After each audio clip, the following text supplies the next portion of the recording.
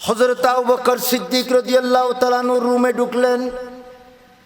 রুমে ঢুকে দেখতেছেন হযরত আবু বকর সিদ্দিক রাদিয়াল্লাহু তাআলা আনহু নিজের জিহ্বা ধরে টানাটানি আরম্ভ করে দিয়েছে।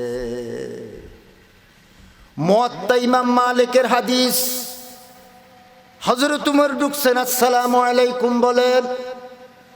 হযরত আবু বকর সিদ্দিক রাদিয়াল্লাহু তাআলা আনহুকে তো আপনারা চিনেন, আল্লাহর নবীর পরে আর কারো সম্মান মর্যাদা জানাই তিনি হলেন হযরত আবু বকর সিদ্দিক। হযরত আবু বকর সিদ্দিক রাদিয়াল্লাহু তাআলা আনহু ইয়াজবিজু লিসানহু, জিহ্বা দিয়ে টানাটানি করতেছিলেন। হযরত উমর বললেন, ভাই আপনি কেন মাহমা থামুন থামুন, কি হয়েছে, আপনি কেন জিহ্বা টানতেছেন? তখন আবু বকর সিদ্দিক জিহ্বা ছেড়ে দিয়ে বললেন, শোনো উমর, ইন্না হাযা আওরাদানিল মাওয়ারিদা। উমর শুনো, এই জিহ্বাটা আমার শেষ করলো।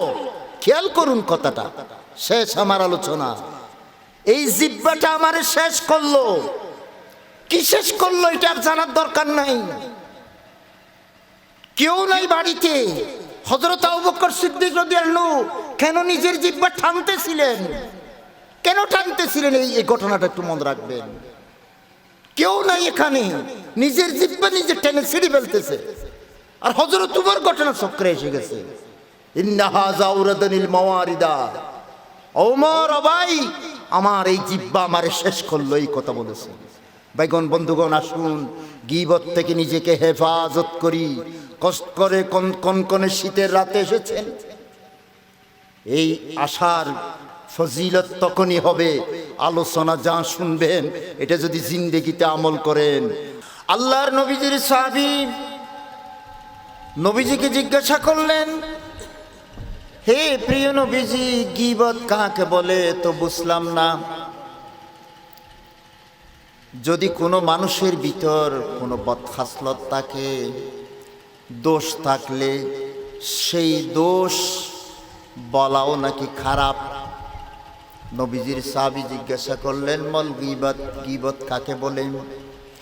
আল্লাহর নবীজি জবাব দিলেন, যিকরুকা আখাকা বিমা ইয়াকরাহু।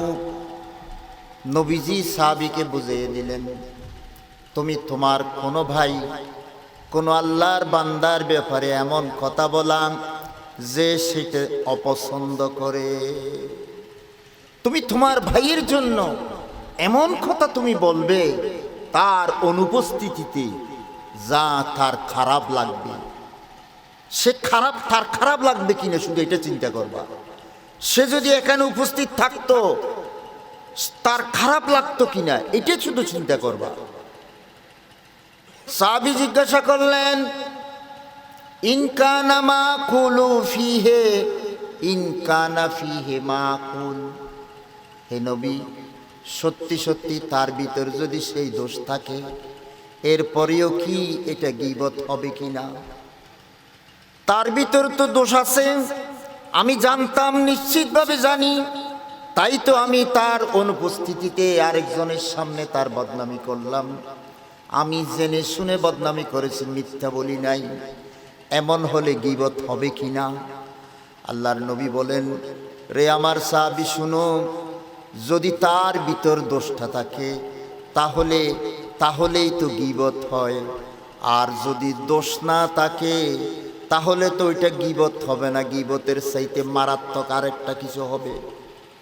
আল্লাহর নবী বলেন, ওয়াইল্লাম ইয়াকুন ফিহি মা তাকুল, তুমি যা বলবে সেটা যদি তার ভিতর না থাকে, অনুমান করে যদি তুমি তার দোষ বর্ণনা করে থাকো, ফাকাদ বাহাত্তাহু, তুমি তার বিরুদ্ধে গীবত করো নাই, গীবতের চাইতে মারাত্মক কাজ করেছো। সেই মারাত্মক কাজ কি? বহতান, অপবাদ দিয়েছো। আর অপবাদের শাস্তি তো গীবতের চাইতেও মারাত্মক। সূরা নূরের মধ্যে এসেছে, কেউ যদি কারো বিরুদ্ধে এমন কথা বলে যেটা তার ভিতর আদৌ না, তাহলে এটাকে বলা হয় বহতান, অপবাদ। আর অপবাদের শাস্তি হলো সামানিন জলদা। জেনার শাস্তি 100 দোররা। যদি অবিবাহিত নারী পুরুষ হয়, জেনার শাস্তি 100 দোররা। জেনা করে নাই, অনুমান করে একটা কথা বলে ফেলছে আরেকজনের দোষ, কিন্তু আসলে সেই দোষটা সে করে নাই। ওই একজন থেকে শুনছে, বলে দিয়েছে এই লোকটাকে জেনার শাস্তির কাছাকাছি 80 দোররা তারে মারতে হবে, তার পিঠের উপর 80 দোররা। ভাইগণ বন্ধুগণ, তাহলে গীবতের চাইতে মারাত্মক হলো বহতান। আমি আপনাদের সামনে শুধু গীবতের উপর আলোচনায় সমাপ্ত করতে চাই। সেই গীবত সম্পর্কে, কত ভয়াবহ গীবত, একথা বোঝার জন্য ওয়াইলুল লিকুল্লি হুমাযাতিল লুমাযা একটি আয়াত কি যথেষ্ট নয়? এরপরেও যদি জানতে চান, সূরাতুল হুজরাতের ওই আয়াতটা পড়ুন, যেখানে বিশ্বনবী বলেছেন গীবত কত মারাত্মক। শুনো, তোমাদের কেউ যদি তার মৃত ভাইয়ের গোশত যদি কামড়ে কামড়ে খায়, নিজের আপন ভাই মারা গেল, মারা যাওয়ার পরে তার গোশত যদি সে কামড়ে কামড়ে খায়, যে তার মরা ভাইয়ের গোশত খাওয়া কত বড় অপরাধ, চিন্তা করে দেখো। বিশ্বনবী বলেন মরা ভাইয়ের গোশত খাওয়া কত অপরাধ। আইয়ুহিব্বু আহাদুকুম আইয়াকুলা লাহমা আখিহি মাইতান ফাকারিহতুমুহু ওয়াত্তাকুল্লাহা ইন্নাল্লাহা তাওয়াবুর রাহিম। আল্লাহ পাক বলতেছেন আল্লাহর নবীজিকে, উম্মতরে জানাইয়া দেন, মৃত ভাইয়ের গোশত খাওয়া, আফন ভাইয়ের গোশত খাওয়া, মানুষের গোশত খাওয়া কত বড় মারাত্মক অপরাধ। মানুষ হলে কোনোদিন মানুষের গোশত খেতে পারে না, সেখানে আবার মারাও গেছে। শত্রু যদি মারা যায়, সেই শত্রুকেও কেউ আঘাত করতে পারে না যদি মানুষ হয়। তাহলে মানুষ হইয়া মানুষের গোশত খাওয়া কত অপরাধ, আবার যদি মারা যাওয়ার পরে তার গোশত খায়, কত বড় মারাত্মক অপরাধ। তাহলে গীবত কি জিনিস, গীবত কাকে বলা হয়, গীবতের ভয়াবহতা কতখানি, দুটো আয়াত কি যথেষ্ট নয়? মৃত ভাইয়ের গোশত খাওয়া। আজকে আমরা চায়ের দোকানে বসে বসে একটা চা খেতে গিয়া গল্প করতে করতে, আড্ডা দিতে দিতে, দুই বন্ধু একসাথে বসে বসে মেলা মজলিসে গল্প করতে করতে, এমনকি জানাজায় গিয়েও এই মুসলমানকে শোনা যায় গীবত করতেছে। আগামীতে নির্বাচন আসতেছে, সেই নির্বাচন উপলক্ষে সেই রাজনৈতিক দলের কত নেতা, কত কর্মী, কত চা খাওয়ার পরে, কত নিজেকে নষ্ট করার কারণে সে বিভ্রান্ত হইয়া বিপরীত পক্ষের জন্য গীবত করবে। যখন নির্বাচনী প্রচারণা আসবে, তখন দেখা যাবে মুসলমান নিজের ঈমান কিভাবে হারিয়ে ফেলতেছে, সেই ভয়াবহ দৃশ্য কেরামন কাতিবিন রেকর্ড করবে। বন্ধু, গীবত কত বড় মারাত্মক, কত ভয়াবহ। আল্লাহর পাক তখন বললেন ফাকারিহতুমুহু ওয়াত্তাকুল্লাহ। আল্লাহ প্রশ্ন করতেছেন, তোমরা যারা গীবত করতে চাও, তোমরা কি মরা ভাইয়ের গোশত খেতে পারবে কিনা বলো। যদি খেতে না পারো, তাহলে গীবতকে ঘৃণা করো। ফাকারিহতুমুহু, আর সবচাইতে বড় কথা ওয়াত্তাকুল্লাহ, আল্লাহকে ভয় করো, আল্লাহকে ভয় করো। আল্লাহর ভয় যার অন্তরের ভিতর আছে, সে কখনো বাড়িতে বসে তার বউ বেটি ছেলে মেয়েকে নিয়ে গীবত করতে পারে না, কখনো পারে না। আড্ডা দেওয়ার সময় রাস্তায় রোডে ঘাড়ে বসে বসে, মেলা মজলিসে বসে বসে রাগের বশবর্তী হইয়া তার প্রতিপক্ষের জন্য সে মিথ্যা কথা ছড়াতে পারে না। এমনকি তার ভিতর দোষ থাকলেও তাও বলতে পারে না। দোষ আছে তারপরও বলতে পারবেন না। ভাইগণ বন্ধুগণ, ইসলাম মানবাধিকার বলতে কি দিয়েছেন আমি আপনাদেরকে কেমনে বুঝাই। ইসলাম আমাদেরকে কি দিয়েছে আমি কেমনে বুঝাবো। এই যে মানবাধিকার, মানুষের ইজ্জত রক্ষা করা। আল্লাহর নবীজি আরেকদিন বেশ কিছু নসিহত করার পরে আল্লাহর নবী এবার শেষ কথা বলতেছেন, এতক্ষণ পর্যন্ত আমি তোমাদের সামনে যা নসিহত করলাম, এই নসিহতগুলো কার্যকর হবে, আল্লাহর দরবারে কবুল হবে। এসব কিছুর মূল কথা আমি তোমাদেরকে শোনাবো নাকি? সাহাবারা বললেন, ইয়া রাসূলুল্লাহ, শুনতে চাই। আল্লাহর নবীজি তখন নিজের জিহ্বা মোবারক 2 আঙ্গুল দিয়ে ধরে ফেললেন। দুই আঙ্গুল দিয়ে জিহ্বা ধরলেন, ধরার পরে আবার ছেড়ে দিলেন। তারপরে বললেন, ও সাহাবীরা শুনো, কুফা আলাইকা হাযা, এই জিহ্বাটা তুমি বেশি বেশি সংরক্ষণ করো। কুফা আলাইকা হাযা, এই জিহ্বাটা তুমি সংরক্ষণ করো, এই জিহ্বাকে তুমি অপবিত্র করো না। সাহাবারা বললেন, ইয়া রাসূলুল্লাহ, এই জিহ্বার কারণে কি আমাদেরকে জাহান্নামে যাওয়া লাগবে নাকি? আল্লাহর নবীজি বলেন, সাহাবারা শুনো, বড় বড় গুনার কারণে তো জাহান্নামে যাওয়া লাগে, এই জিহ্বার কারণেও জাহান্নামে যেতে হবে। ওয়াহাল ইয়াকুব্বুন নাস আলা উজুহিহিম আও আলা মানাখিরিহিম ইল্লা হাসায়েদু আলসিনাতিহিম। আল্লাহর নবী বলেন, তোমরা যে কিয়ামতের ময়দানে দেখবে কত মানুষকে জাহান্নামের ফেলে দেওয়া হচ্ছে, ফেরেশতা, ওই জাহান্নামের ফেরেশতারা তাকে ধরবে, ধরার পরে উফুর করে ফেলবে বিড়াল আর কুকুরের মতো। বিড়ালকে যখন শাস্তি দেয়, কুকুরকে যখন কেউ মেরে ফেলে, সেই মানুষের মত মানুষ, সেই ফাঁসান হৃদয়ের মানুষ যেভাবে বিড়াল কুকুর মারে, ওই জাহান্নামের ফেরেশতা ওই মানুষটাকে উপুড় করে ধরবে আর উপুড় করে তারে জাহান্নামে নিক্ষেপ করবে, শুধু একটি অপরাধের কারণে। সেই অপরাধটি হলো এই জিহ্বা। নবীজির ভাষা কিন্তু জিহ্বা নয়, বলেছেন এই জিহ্বার কর্তৃত ফসল। আমি পড়াতে গিয়ে ছাত্রদেরকে পড়াই, দেখো বাবারা, জিহ্বাকে কাঁচির সাথে তুলনা করছেন। আমরা কাস্ত দিয়া, কাঁচি দিয়া, আমাদের চট্টগ্রামের ভাষায় কাঁচি, কাস্ত দিয়ে যেভাবে আমরা ধান কাটি, ঠিক এই জিহ্বাটাকে আল্লাহর নবী কাঁচির সাথে, কাস্তের সাথে তুলনা করেছেন।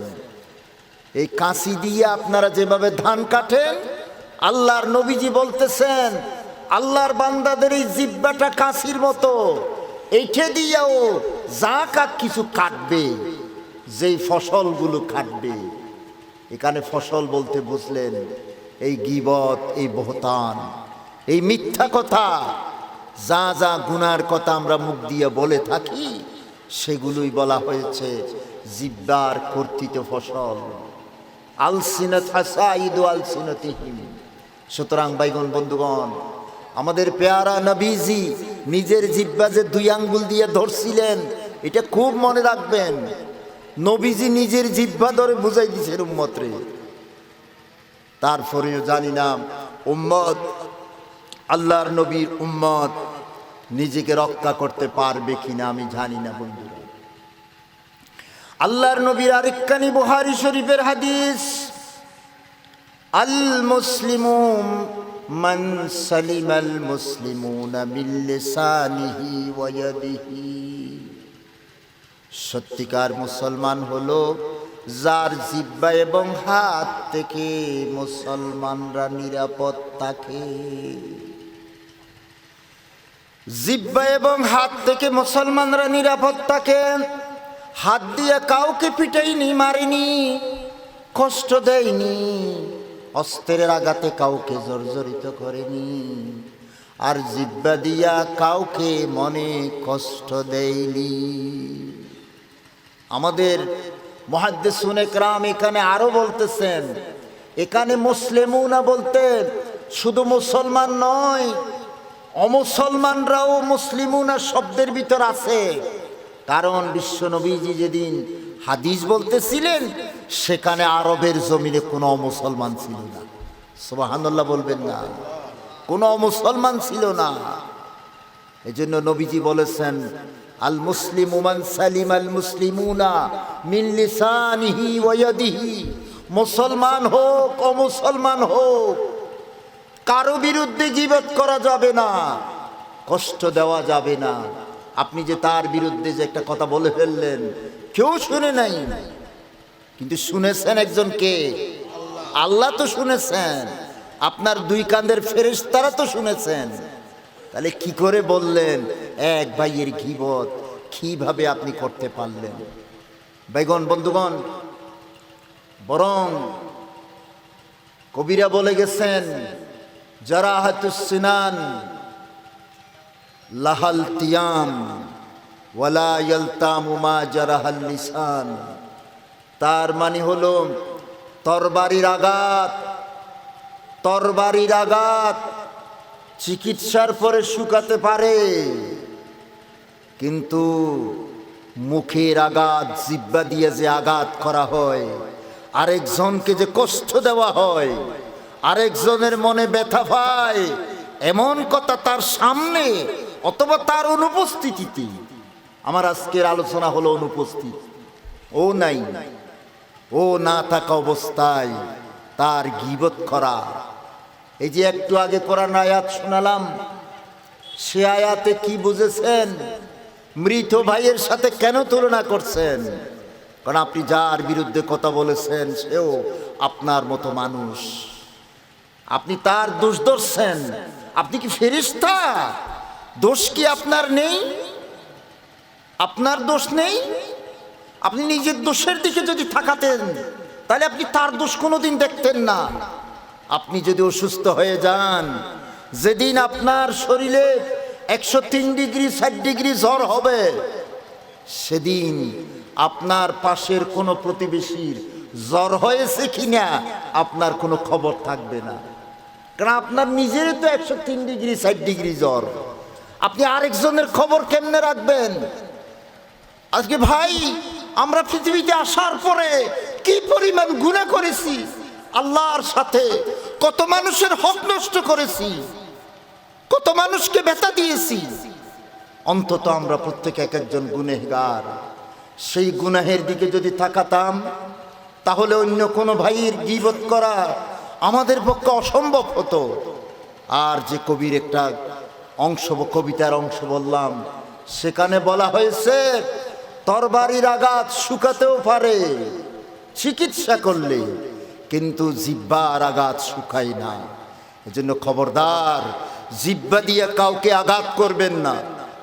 তার মানে এমন কথা বলা যাবে না, লুমজামানি সামনাসামনি, সামনাসামনি। আমাদের অনেক ভাই আছেন, কৌজুর আমি একটু স্পষ্টবাদী, তো কি হয়েছে? কৌজুর আমি সামনাসামনি বলে ফেলি। ভাই, এই স্পষ্টবাদী, আপনি কিন্তু ভালো মানুষ নন। আপনি এত স্পষ্টবাদী হলেন কেন? আপনি লোকটাকে ওই কথাটা না বললেই তো চলতো। আপনার এই বলার দ্বারা তার অন্তর যে ব্যথা পেয়েছে, এটা কি আপনি জানেন? আপনি আরো নিজেকে বলতেছেন আমি হুজুর স্পষ্টবাদী। আপনাকে স্পষ্টবাদী হওয়ার কথা কে বলছে? একজন মদদীয় যদি হয়, আপনি তারে কলিজায় আঘাত দেওয়ার মতো আপনি কে? একজন অমুসলিম, আপনি তারে ড্যাডা বলবেন কেন? অমুসলমানকে আপনি কষ্ট দিবেন কেন? সে আপনার মতো মানুষ, তারও একটা সম্মান আছে। সে হিন্দু বৌদ্ধ খ্রিস্টান যেই হোক, তার একটা অধিকার আছে। ইসলাম তো সেই মানবাধিকার দিয়েছিল। আজকে আমরা মুসলমানেরা সেই মানবাধিকার কি তাও বুঝি না, যার কারণে আজকে ইসলামী শাসনের কথা বললে আমাদের দেশের মুসলমানরা ইসলামী শাসনের বিরুদ্ধে অবস্থান করতেছে। অমুকের আইন তমুকের আইন, অমুক দল তমুক দলের কথা বলে, ঠিক কিনা? ইসলাম বুঝে না ইসলাম আসলে যে সবাই শান্তি পাবে। ইসলাম অমুসলমানদের অধিকার কি দিয়েছে সেই আমাদের বাইরে জানে না বলেই ইসলামী দল না করে ভিন্ন দল করতেছে। ভিন্ন দল করার পরেও মুসলমানের কাছে এসে নির্বাচনে আবার ভোটও চায়, আমি ইসলামী দল করি না। ভোট আসার পরে, ভোট আসলেই মাথায় টুপি, ইসলামী লেবাস, ইসলামী লেবাস। ইলেকশন আসলে সারা বছর ইসলামী দল করে না, ইসলামী দল করে না, কিন্তু ভোট আসলে কিন্তু ইসলাম হয়ে যায় বেশ তরে। এটা কি ধর্ম ব্যবসা নয়? কোনটা ধর্ম ব্যবসা? সারা বছর যারা ইসলাম নিয়ে কাজ করে উঠে ধর্ম ব্যবসা, নাকি নির্বাচনে ঘন ঘন জিকির করা, ইসলামী লেবাস পরা, মসজিদে গিয়া ছবি তোলা যে আমাদের নেতা নামাজ পড়তেছে? আমার বেগম বন্ধুগণ, ধর্ম ব্যবসা কাকে বলা হয় বুঝাচ্ছি। কোথায় আমি নিয়ে যাচ্ছিলাম আপনাদেরকে? আপনাদের কাছে এই কথা বলছিলাম, ইসলাম যে অধিকার দিয়েছিল সেই অধিকারের কথা বলছিলাম। আজকে অমুসলমানরা দলে দলে ইসলামের পতাকা তলে আসতেছে, ইনশাআল্লাহ বলুন। তারাও বুঝতে শিখতেছে আপনি আমি অনেক কিছু জানি না, কিন্তু অমুসলমানের সন্তানেরা কোরআন এবং হাদিস নিয়ে রিসার্চ করতেছে। আল্লাহু আকবার।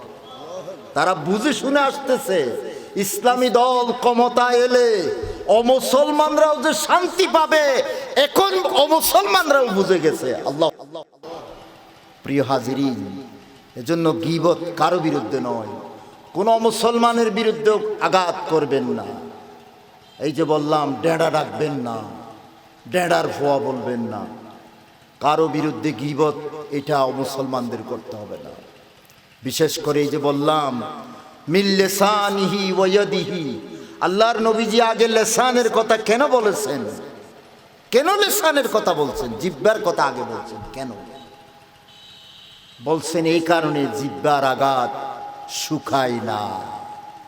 আপনি যারে কষ্ট দিয়েছেন, মাঝে মাঝে আমরা এটাও বলি, কিরকম বলি, ভাই মনে কিছু নিবেন না, হ্যাঁ কিছু মনে করিয়েন না। এইগুলো কি কথা? আসলে উনি তো কিছু মনে করবেন, আপনি তো নিজেই বুঝতে পারতেছেন। ভাই কিছু মনে করবেন না, তো কিছু মনে করবেন, আপনি করে দিচ্ছেন কেন? এই ভাষাটাও ত্যাগ করুন। কিছু যখন মনে করবে, আপনি এটা না বললে কি হয়? আপনার বলার দ্বারা কি সে লাভ, তার লাভ হবে কিনা একটু খেয়াল করবেন, নাকি আর উল্টে যাবে, তার মনে ব্যথা পাবে। আপনি যারা সংশোধন করতেছেন, সংশোধন করার মতো যোগ্যতা কি আপনার আছে? আপনি কি তাকে সংশোধন করতে পারবেন? যদি বলেন হুজুর আমার কথার দ্বারা সে সংশোধন হবে, তাহলে জিহ্বা খুলুন, অন্যথায় কথা বলবেন না। ভাই মনে কিছু নিয়েন না, মনে দুঃখ নিয়েন না, একটা কথা বলবো। এটা কি? তার মানে আপনি দুঃখ দিতে চাচ্ছেন ওনাকে। এই দুঃখ দেওয়ার আপনি কে? কোনো প্রয়োজন নেই। এটা অন্য একজনকে বলুন, ভাই আপনি একটু তারে সংশোধন করে দিন, আমার কথাই সে তো সংশোধন হবে না।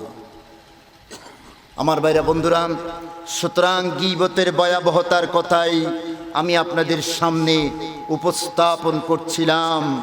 এজন্য আসুন, এই গীবত কত বড় মারাত্মক আশা করি কোরআন হাদিস থেকে বুঝেছেন। এই গীবত এত বড় মারাত্মক কেন? গীবতের ব্যাপার ইসলাম এত কঠোর সিদ্ধান্ত কেন নিলেন? গীবত যে করে তারে ৮০ দোররা মারার কথা কেন কোরআন বলছেন? আজকে ইসলামী সমাজ নাই বলেই গীবত চলতেছে। ইসলামী সমাজ থাকলে গীবত সম্ভব হতো না। এই সোনালী সমাজ আজ আমরা পেলাম না।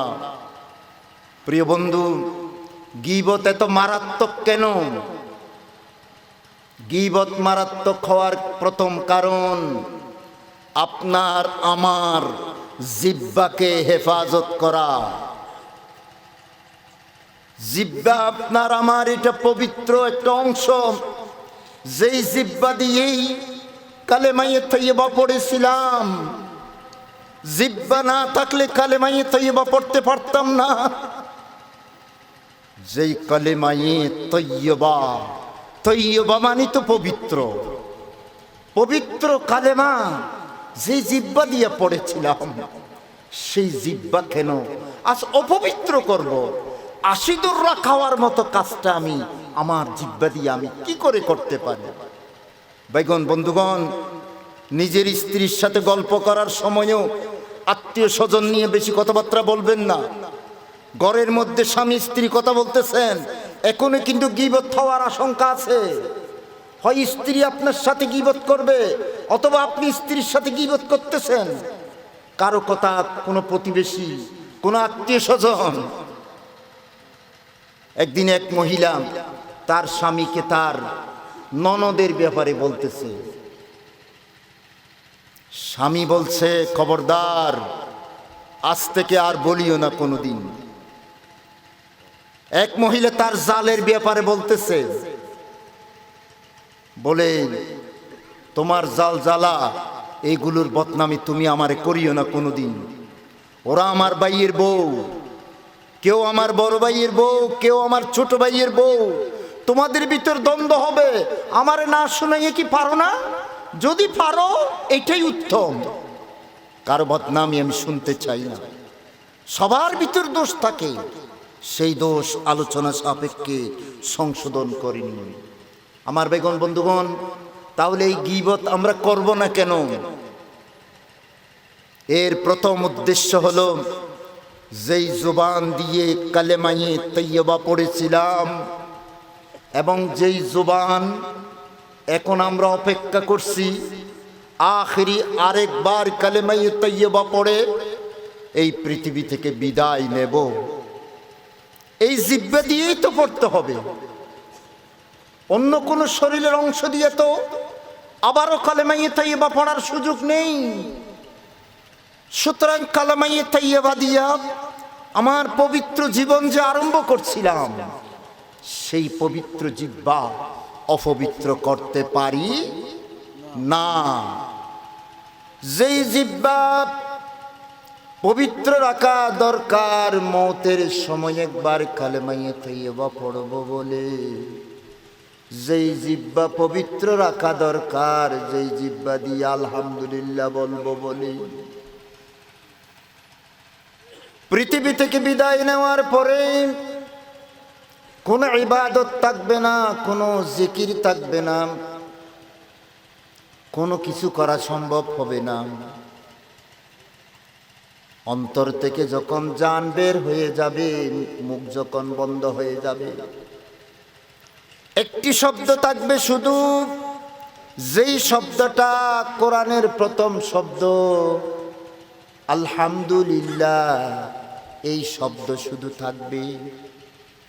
কিয়ামতের ময়দানে ইচ্ছা করলে আল্লাহর বান্দা এই শব্দটা বলতে পারবে। এই শব্দটা সারা জীবন জারি থাকবে। জিহ্বা কেন পবিত্র রাখতে হবে? কালেমায়ে তৈয়বা এবং আলহামদুলিল্লাহ বলার জন্য। তাহলে গীবত উদ্দেশ্য প্রথম নিজেকে বাঁচানোর জন্য, 2 নাম্বার অন্তরকে পরিচ্ছন্ন রাখার জন্য। অন্তর যার পরিচ্ছন্ন, সে কোনোদিন গীবত করতে পারে না। সে স্বামী হইয়া স্ত্রী যদি গীবত করে, সেটাও সহ্য করতে পারে না। কেন? অন্তর পবিত্র। এজন্য বিশ্ব নবীজি বলেছেন, শরীরের একটি অংশ এমন আছে, যে অংশটা পবিত্র থাকলে, ভালো থাকলে সারা শরীরটা ভালো থাকবে। আর যেটা যদি কলুষিত হয়ে যায়, সারা শরীরটা কলুষিত হয়ে যাবে। ইজা সলুহাত সলুহাল জাসাদু কুল্লু ওয়া ইজা ফাসাদাত ফাসাদাল জাসাদু কুল্লু। ওটা নষ্ট হয়ে গেলে সবকিছু নষ্ট হয়ে যাবে। গীবত যে করতে পারে, তার অন্তর কিন্তু ভালো নাই। অন্তর যার ভালো সে কখনো গীবত করতে পারে না। এজন্য আল্লাহ পাক আমাদেরকে গীবত না করার জন্য বলেছেন। প্রথমত 1 নম্বর আমাদের জিহ্বা পবিত্র রাখার জন্য, 2 নম্বর আমাদের অন্তরটাকে পরিচ্ছন্ন রাখার জন্য। এই অন্তরটা যদি পরিচ্ছন্ন থাকে রে বন্ধু, আর সব কিছু পরিচ্ছন্ন থাকবে। নতুবা দিনে যদি 10 বার গোসল করলেও এই শরীর পবিত্র হবে না। ভিতরেই তো নাপাক, অন্তরেই তো কলুষিত, মনটা তো ভালো নাই। মন ভালো না থাকলে কিছুই ভালো লাগে না। এটা তো সবাই বুঝেন। এটা ওই ভালো নয় যেই ভালো আপনি বুঝেন। আরেকটা ভালো আছে যেটা কে বুঝে? আল্লাহ বুঝেন। সেই ভালোর কথাই বলছে যে অন্তর যদি ভালো হয়ে যায় সব কিছু ভালো হয়ে যাবে। সে অন্তর ভালো রাখার জন্য আমাদেরকে নিষেধ করেছেন যে কখনো কারো গীবত করবে না, দোষ থাকলেও বলা যাবে না। এজন্য আমি জুমাতে বলছি, সামনে নির্বাচন আসতেছে। আমি প্রত্যেক পক্ষকে বলবো, নির্বাচন যারা করবেন অপর পক্ষের বদনামি নয়, নিজেরা কি করবেন ওইটাই বলবেন। ওঠা বললেই মানুষ আপনাদেরকে চিনবে, বুঝবে। অপরের বদনামি নয়, অপরের গীবত বহতান অপবাদ নয়। ভাইরা বন্ধুরা, এটার থেকে বাঁচবেন। তো বলছিলাম গীবত কেন এত মারাত্মক? 1 নম্বর উদ্দেশ্য নিজের জিহ্বাকে পবিত্র রাখা। 2 নম্বর উদ্দেশ্য অন্তর পরিচ্ছন্ন রাখা। অন্তর যদি পরিচ্ছন্ন থাকে তাহলে কখনো মুখ দিয়া গীবত আসবে না বন্ধু। তিরমিজি শরীফের হাদিস, আল্লাহর নবীর কলিজার টুকরা সাহাবী হযরত আনাস রাদিয়াল্লাহু তাআলা আনহু। অনেকে হযরত আনাস রাদিয়াল্লাহু আনহুকে চিনে না। আমাদের ভবিষ্যৎ বংশধরকে যদি জিজ্ঞাসা করি হযরত আনাসকে চিনো কি না, আমাদের যুবকেরা চিনে কিনা হযরত আনাসকে? আমার মনে হয় চিনবে না, হয়তো নাম শুনেছে। আল্লাহর নবীর একজন সাহাবী, কি তারা সোনার মানুষ তৈরি করেছিলেন আল্লাহর নবীজি। প্রত্যেকজন সাহাবীর এক একটা জীবন যদি এক একটা রাত আলোচনা করি, রাত শেষ হয়ে যাবে। একজন সাহাবীর আলোচনা করে তার জীবনের ভালো জিনিসগুলো তুলে আনা সম্ভব হবে না, শেষ হবে না। আমার ভাইরা বন্ধুরা, আজকে শিক্ষা ব্যবস্থা আমাদেরকে শেষ করে দিল। 200 বছর গোলামি করেছিলাম, ব্রিটিশের গোলামি করেছিলাম। ব্রিটিশরা চলে যাওয়ার পরে আমাদেরকে একটা শ্মশান বিরান ভূমি এই ভারতবর্ষ দিয়ে গেল। আমাদের সব কিছু শেষ, তাহজিব তামাদ্দুন শেষ করে দিল, শিক্ষা ব্যবস্থাটাও ধ্বংস করে দিয়ে গেল। নবাব সিরাজউদ্দৌলার আগে এই বাংলাদেশে, এই বাংলাদেশ, ভারত, পাকিস্তান, এই এশিয়া, দক্ষিণ এশিয়া, এই মধ্য এশিয়া, এই ভারতবর্ষ মুসলমানদের রাজত্ব সর্বত্র ছিল। ভারত, পাকিস্তান, বাংলাদেশ এগুলো তো পরে নাম। আগে তো পুরো ভারতবর্ষ ছিল, এখানে ইসলামী শাসন ছিল, ইসলামী শিক্ষা ছিল, ইসলামী তাহজিব তামাদ্দুন ছিল। 200 বছর খ্রিস্টানরা এসে আমাদেরকে শেষ করে দিল। যাওয়ার কালে আমাদেরকে, আমাদের শিক্ষা ব্যবস্থাকে 2 টুকরা করে দিয়ে গেল। ব্রিটিশরা ভালোই জানতো মুসলমানদেরকে ধ্বংস করতে হলে তাদের দেশ তো ছেড়ে চলে যাব, তারা যেন আর কোনোদিন সত্যিকার মুসলমান হতে না পারে। আমাদের শিক্ষা সংস্কৃতি ধ্বংস করে দিয়া গেল। এই যে ধ্বংস করলো, এটা কি জানেন? এটা হচ্ছে স্কুল কলেজ। এগুলো আগে ছিল না। স্কুল কলেজ এই 2টা ব্রিটিশরা দিয়েছে। এটা পাকিস্তান নয়, এটা বাংলাদেশে দেয় নাই, এটা ব্রিটিশরা প্রতিষ্ঠা করে গেছে। কই স্কুল কলেজ তোমরা উন্নত হও, পড়ালেখা করে উন্নত হও। এখন পড়ালেখা করছে, উন্নত হচ্ছি আমরা। সেই উন্নত করার নামে স্কুল কলেজ আমাদেরকে দিল ব্রিটিশরা। সাথে সাথে আবার কি করছে, মাদ্রাসা নামক একটা জিনিসও দিয়ে গেছে। এখন মুসলমান তো খুশি, কই স্কুল কলেজও আছে, মাদ্রাসাও আছে, খুশি, এখন খুশি। কিন্তু এটার বিস্ফল আমরা পরবর্তীকালে বুঝতেই পারলাম। আমাদেরকে যে শেষ করে দেওয়া হয়েছে, জাতিকে ডিভাইড করে, একটা ঘরের সন্তান দুইটা ছেলে যদি একটা ঢাকা কলেজে পড়ে, একটা যদি চট্টগ্রাম কলেজে পড়ে, একই মায়ের দুই ছেলে, তারা যদি বাড়িতে আসে, দুই ভাইয়ের মধ্যে কোনো ঝগড়াঝাটি হয় না, কারণ দুজন তো এক লাইনের পড়াশোনা। আর একটা যদি মাদ্রাসায় পড়ে, কওমি মাদ্রাসা বা আলিয়া মাদ্রাসায় পড়লো, আরেকটা পড়লো কলেজে, তাহলে দুই ভাইয়ের মধ্যে তফাৎ হয়ে যাবে। হয়তো মুখ খুলে বলতেছে না, আসলে ভিতরে ভিতরে দুইজনের ভিতর দুইজন দুই কুলে চলে গেছে। আসলে হয়তো এমনি সামনাসামনি ঠিক আছে, কিন্তু ভিতরে কিন্তু পরিবর্তন হয়ে গেছে, অনেক দূর, সে অনেক দূর দুইজনের ভিতর। আজকে এই যে জাতি, আজকে এই কারণে আজকে মুসলমানদেরকে ইসলামী শাসনের কথা বললে বলে, মোল্লা মৌলবীর ইসলামের কথা বলে, তার ওইটার ভিতরে এই দোষ, এটার ভিতরে এই দোষ, ওইটার ভিতরে এই দোষ। ইসলাম বলে তারাও তো খারাপ। তো আমি তো ইসলামের পক্ষে নেই, এই জন্য আমি এই জন্য অনইসলামী পার্টি করি। আমি ইসলামী পার্টি করি না। কেন করেন না বাবা যান? ইসলামের পক্ষে নেই। হ্যাঁ, ওরা যারা ইসলামের পক্ষে আছে তাদের ভিতর হাজার দোষ। তো বন্ধু, ওদের ভিতর হাজার দোষ, তো আপনি তাই বলে কি ইসলাম, আপনি ইসলামের পক্ষে থাকবেন না? ইসলাম তো দোষ করে নাই, দোষ করেছে ওরা। তো আপনি কি বলতেছেন? আপনি ওদের দোষগুলো বলতেছেন কেন? নিজেরটা বলুন। নিজে কেন ইসলামের পক্ষে নাই? নিজে কেন ইসলামী শাসন চান না? কেন আপনি দলের শাসন চান, ব্যক্তির শাসন কেন চান? সে কথা একটু বলেন তো। আপনি তো ইসলামী দলের বদনামি করেন। আমার ভাইরা বন্ধুরা, কোনো ফেরেশতা আসবে না জমিনে, জমিনে ফেরেশতা আসবে না। 100 ভাগ ভালো মানুষ আপনি পাবেন না। যদি খোঁজেন ফেরেশতা নিয়ে আসেন গা। ইসলামপন্থী মানুষগুলো মুসলমান, ওরাও মানুষ। যার ভিতর 90 ভাগ ভালো, 10 ভাগ দোষ আছে, সে কিন্তু ভালো মানুষ। আর যার ভিতর 90 ভাগ খারাপ আর 10 ভাগ ইসলামের কথা বলে, ইলেকশন আসলে মাথায় টুপি দেয়। বন্ধু, কি বলতে চাচ্ছিলাম, আমাদের সংস্কৃতির নামে নাচ গান, স্কুল কলেজে একটা মহিলা নাচলে কোনো দোষ হয় না, মাদ্রাসায় নাচলে দোষ। কারণটা কি?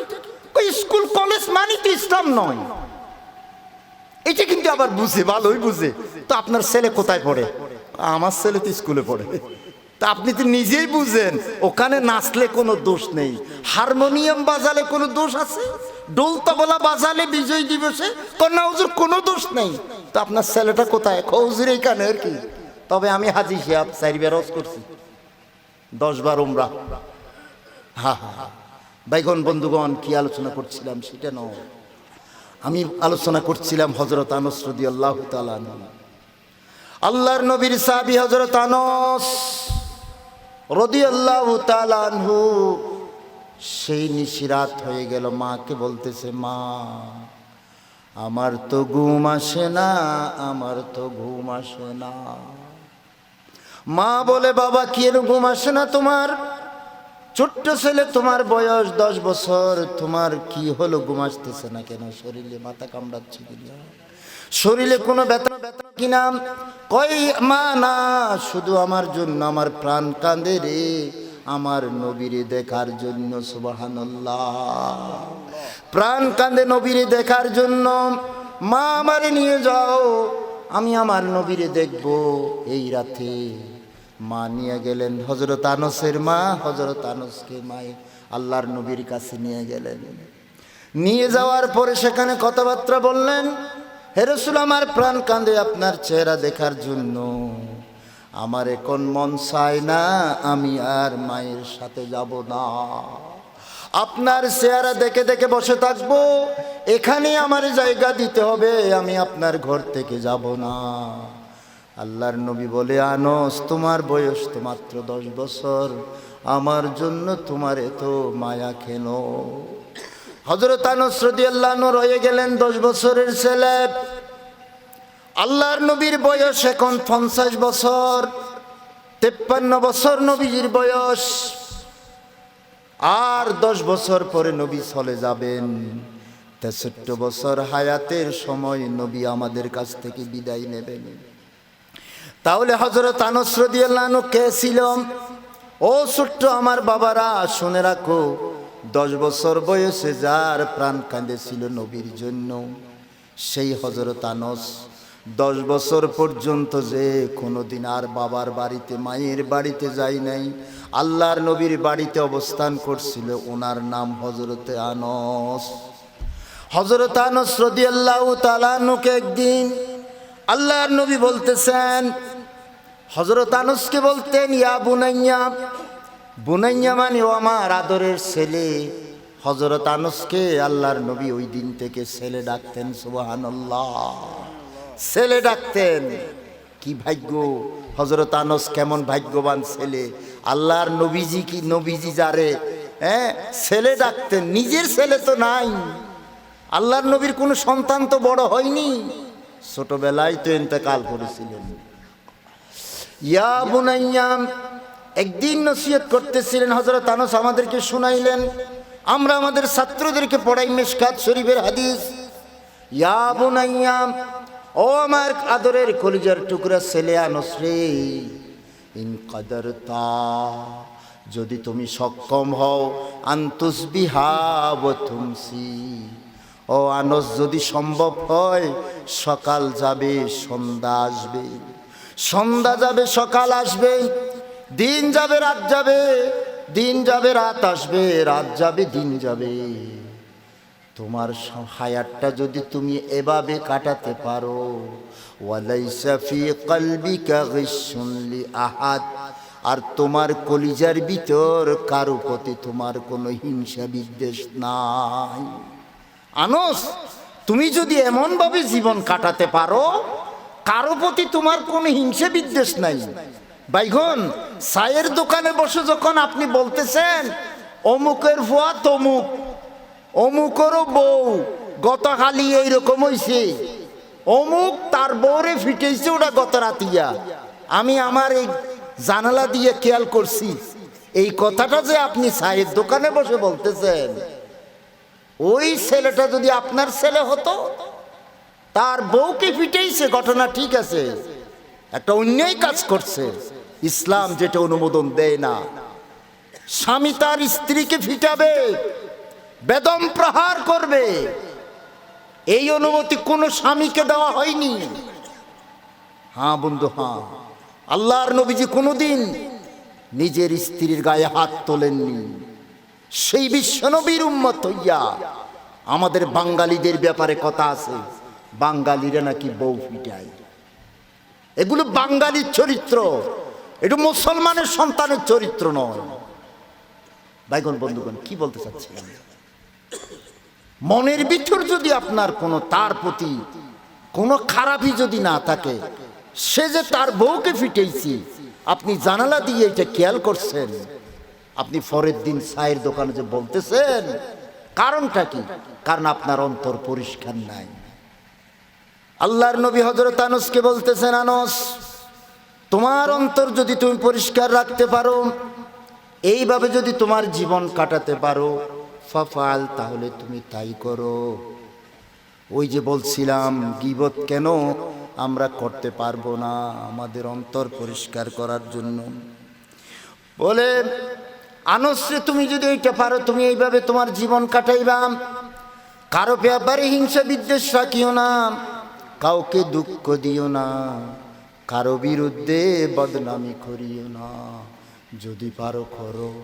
তারপরে বলে, ও আমার প্রিয় ছেলে, আরেকটা কথা শুনো, শুনো শুনো শুনো, এইভাবে জীবন কাটানো, কারো গীবত, কারো বদনামি, কারো দুঃচর্চা, কারো বিরুদ্ধে কোনো কথা না বলে যদি জীবন কাটাতে পারো, ওয়াজালিকা মিন সুন্নতি, মনে রেখো এই হলো আমি নবীর আদর্শ। সুবহানাল্লাহ। আমি নবীর আদর্শ কিরকম? এই রকম। এই জন্যই জামাত ইসলামীর আমির ডাক্তার শফিকুর রহমান, আমি চিনতাম না ওনাকে, 5ই আগস্টের পরে চিনতেছি।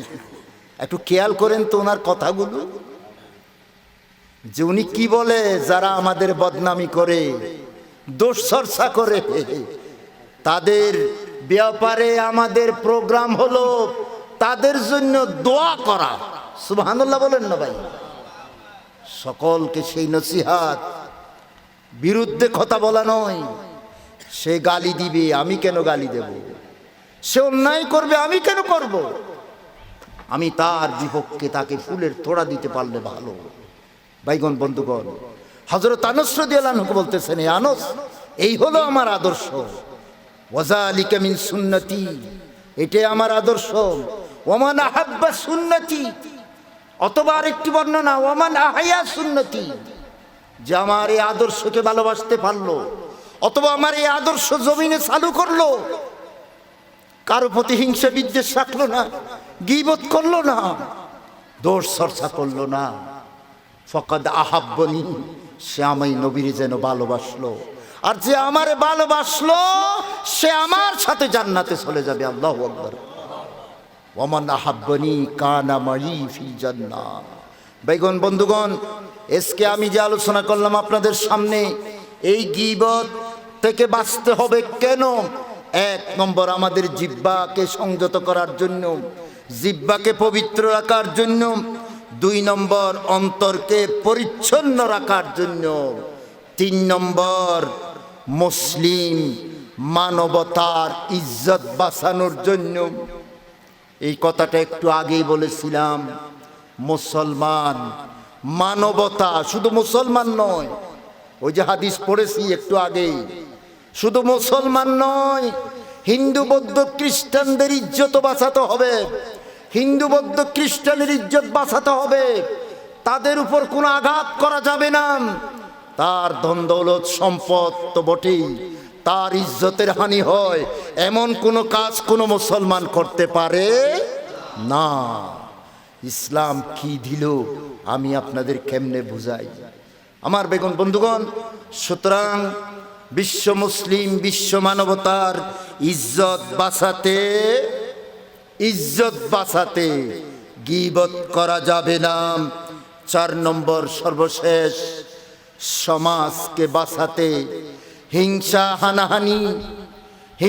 হানাহানি, পরস্পর বিবাদ বিসম্বাদ বাঁচাতে হলে জিহ্বা সংযত করা চাই, গীবত করা যাবে না। আমি আপনাদের সামনে ওয়াজ করতে আসছি। আমি আমার পাড়ার মধ্যে আমাকে এমন ভাবে চলতে হবে, আমি নবীর একজন উত্তরসূরি, আমাকে মানুষ জানে আমি একজন আলেম। আমি কোনোদিন আমার জিহ্বা দিয়া আমার কোনো প্রতিবেশী যদি আমার আঘাত করে, আমার যদি বদনামি করে, আমি কোনোদিন সেই বদনামির পরিবর্তে আমি তার বদনামি করতে পারি না। কখনো সে আমার গালি দিবে, আমি গালির জবাবে গালি দিতে পারি না। এই শিক্ষা আমার নবী আমাকে দেয়নি।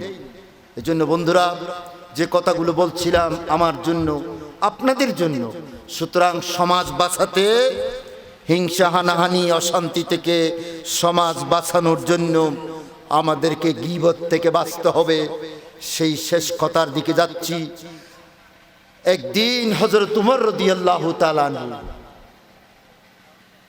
হযরত আবু বকর সিদ্দিক রাদিয়াল্লাহু তাআলা আনহু রুমে ঢুকলেন। রুমে ঢুকে দেখতেছেন হযরত আবু বকর সিদ্দিক রাদিয়াল্লাহু তাআলা আনহু নিজের জিহ্বা ধরে টানাটানি আরম্ভ করে দিয়েছে। মুয়াত্তা ইমাম মালিকের হাদিস, হযরত উমর ঢুকছেন, আসসালামু আলাইকুম বলেন। হযরত আবু বকর সিদ্দিক রাদিয়াল্লাহু তাআলা আনহুকে তো আপনারা চিনেন, আল্লাহর নবীর পরে আর কারো সম্মান মর্যাদা জানাই তিনি হলেন হযরত আবু বকর সিদ্দিক। হযরত আবু বকর সিদ্দিক রাদিয়াল্লাহু তাআলা আনহু ইয়াজবিজু লিসানহু, জিহ্বা দিয়ে টানাটানি করতেছিলেন। হযরত উমর বললেন, ভাই আপনি কেন থামুন থামুন, কি হয়েছে, আপনি কেন জিহ্বা টানতেছেন? তখন আবু বকর সিদ্দিক জিহ্বা ছেড়ে দিয়ে বললেন, শোনো উমর, ইন্না হাযা আওরাদানিল মাওয়ারিদা। উমর শুনো, এই জিহ্বাটা আমার শেষ করলো। খেয়াল করুন কথাটা, শেষ আমার আলোচনা। এই জিহ্বাটা আমার শেষ করলো। কি শেষ করলো এটা আর জানার দরকার নাই। কেউ নাই বাড়িতে। হযরত আবু বকর সিদ্দিক রাদিয়াল্লাহু কেন নিজের জিহ্বা টানতেছিলেন? কেন টানতেছিলেন এই ঘটনাটা একটু মনে রাখবেন। কেউ নাই এখানে, নিজের জিহ্বা নিজে টেনে ছিঁড়ে ফেলতেছে। আর হযরত উমর ঘটনা চক্রে এসে গেছে। ইন্না হাযা আওরাদানিল মাওয়ারিদা, ওমর ভাই আমার এই জিহ্বা আমারে শেষ করলো, এই কথা বলেছে। ভাইগণ বন্ধুগণ, আসুন গীবত থেকে নিজেকে হেফাজত করি। কষ্ট করে কনকনে শীতের রাতে এসেছেন। এই আশার ফজিলত তখনই হবে, আলোচনা যা শুনবেন এটা যদি জিন্দেগিতে আমল করেন। আমি শুধু আলোচনা একটা বিষয় নিয়ে করলাম, সেই গীবত, আর কিছু নয়। গীবত থেকে নিজে বাঁচুন, সন্তান সন্ততি পরিবারকে বাঁচান, সমাজকে বাঁচান। শুধু পরিবার বাঁচালে হবে না, সমাজকে বাঁচাতে হবে। কোরআনের রঙে রঙিন করতে হবে নিজের জীবন, নিজের পরিবার, নিজের আত্মীয় স্বজন, নিজের দেশবাসী। এজন্য ইসলামী রাষ্ট্রের প্রয়োজন আছে। আগামী 12ই ফেব্রুয়ারি নির্বাচন আসতেছে। এরপরে 18 তারিখ থেকে সম্ভবত 6-7 দিন পরে রমজান, পবিত্র মাহে রমজান আসতেছে। আল্লাহর কাছে দোয়া করতে থাকুন, 12 তারিখ নির্বাচনের পরে এমন ইসলামী সরকার যেন আসে, যেই সরকারের অধীনে আমরা যেন মাহে রমজান শুরু করতে পারি। আল্লাহ তৌফিক দান করুন, আমিন। আসসালামু আলাইকুম ওয়া রাহমাতুল্লাহ।